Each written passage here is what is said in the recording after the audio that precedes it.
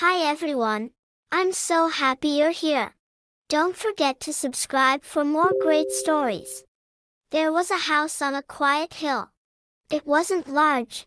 The roof leaked when it rained too hard, and the windows creaked in the wind. But there was something about the house that made it feel alive. Inside, time moved slowly. The walls held warmth even in winter.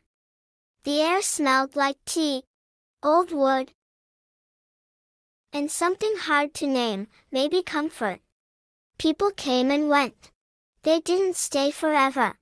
But while they were there, something in them changed. Some left lighter. Some left softer. And some left a piece of themselves behind, tucked in corners. Caught in the sunlight through the kitchen window, folded into the silence of the upstairs room. The house kept those pieces. What was left behind? There was no name on the mailbox. Just a small, hand-painted sign that read, "Welcome in. Leave heavy things at the door." And so they did. One person left behind a pair of worn boots at the front step, muddy, silent, full of miles walked while grieving someone who never returned home. Another left a music box on the table that no longer played, but still held a song in its silence. A lullaby. Maybe. Or a goodbye. One left laughter. They didn't mean to. It slipped out on accident while sitting on the floor with a cup of soup, talking about nothing in particular. The house caught it and tucked it into the walls. Someone left tears. The kind you don't cry in front of others. The kind that fall quietly at night when no one is looking.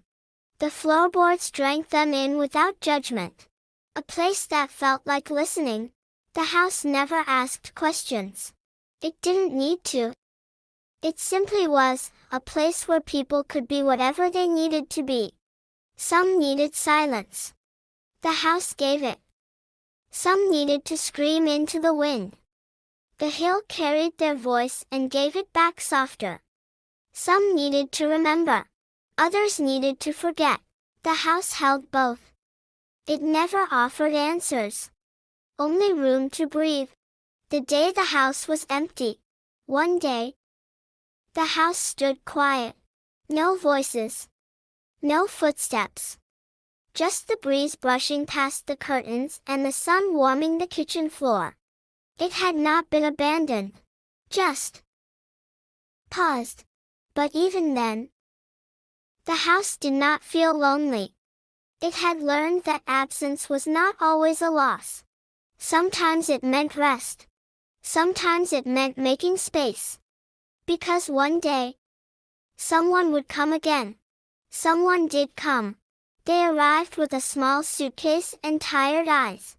They stood at the door for a long time before stepping inside. They didn't speak. They just sat on the old couch, curled up in a blanket that smelled faintly of time, and stared at the dust motes floating in the sunlight. A single tear rolled down their cheek. The house didn't ask why. It just let the light stay. Moral of the story: sometimes, what we need most isn't to be told it will be okay, but to have a place that allows us to not be okay for a little while. The most healing places are often the quiet ones, the ones that hold space. Not answers. The sound of returning. The house on the hill had always been a place of comings and goings. But there was something different now. It had been years since the last visitor had left. The walls were still warm, but the echoes of laughter had grown faint. The dust in the corners had settled, and the breeze through the window felt more like a memory than a welcome. The house waited, as it always did, for the next soul that would pass through its door. It had learned to be patient. Time wasn't always measured in days or years, it was measured in the quiet that followed a visit, in the pieces of people left behind. One morning, the door opened. A woman stepped inside. Her steps were slow, hesitant, like someone who had been walking for a long time. She didn't say anything, just looked around as if the house was a familiar place, even though it had been years since she'd last been here. She set down her bag and walked straight to the kitchen. She didn't sit. She didn't need to. The house welcomed her, its old creaks and whispers almost like a greeting. The unspoken. Her hands moved automatically, reaching for the kettle, filling it with water, and setting it on the stove. The sound of the kettle's soft whistle was a comfort. It was a sound that had once meant warmth, comfort, and conversations that stretched long into the night. But today, the kettle's song was lonely. The only company was the soft hum of the refrigerator and the quiet rustling of the curtains. She sat down at the kitchen table, staring at the cup of tea in front of her. She hadn't made tea in years. Her life had changed since the last time she'd walked into this house, since the last time the house had listened to her stories. The house didn't ask where she had been. It didn't need to. It only let her be. But the walls had memories of their own, memories of the words she had spoken, the laughter she had shared, and the tears she had cried. Those memories weren't gone. They were still there, tucked into the corners, tucked into the floorboards. The gift of silence. She didn't know how long she sat there. The tea grew cold. The light shifted in the room. Time seemed to slow down in the house, as if it too was remembering something. And then she stood up. She didn't go to the living room or the bedrooms. She walked straight to the back door, the one that led out to the garden. The garden had grown wild over the years. The flowers and vines had spread across the yard, reclaiming space, much like the memories that had filled the house. The garden was a quiet, peaceful place, a reflection of everything that had happened in the house, and everything that had been left behind. She sat down on the bench by the overgrown rose bush. The air smelled of old earth, of flowers that had bloomed and faded. She closed her eyes and let the breeze ruffle her hair. The house was still behind her, waiting. But here, in the garden, there was something new, a kind of peace that hadn't been there before. What the garden knew. The house had always been a place for things to be left behind. But the garden had a different way of holding things. It didn't hold the laughter, the tears, or the unspoken words. It held the growth. It held the change. As she sat on the bench, she noticed a small flower blooming by her feet. It wasn't a flower that had been there the last time she visited. It was new, delicate, with petals that shimmered in the sunlight.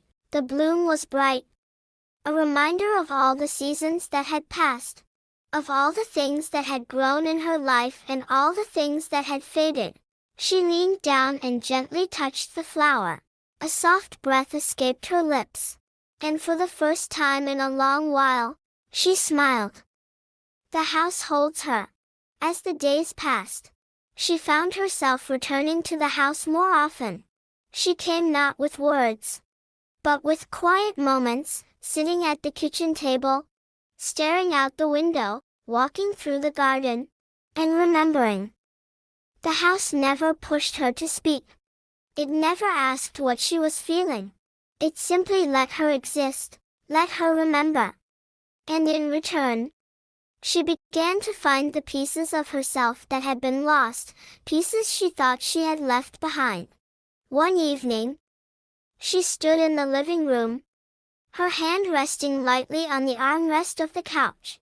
The house was warm again, like it always had been.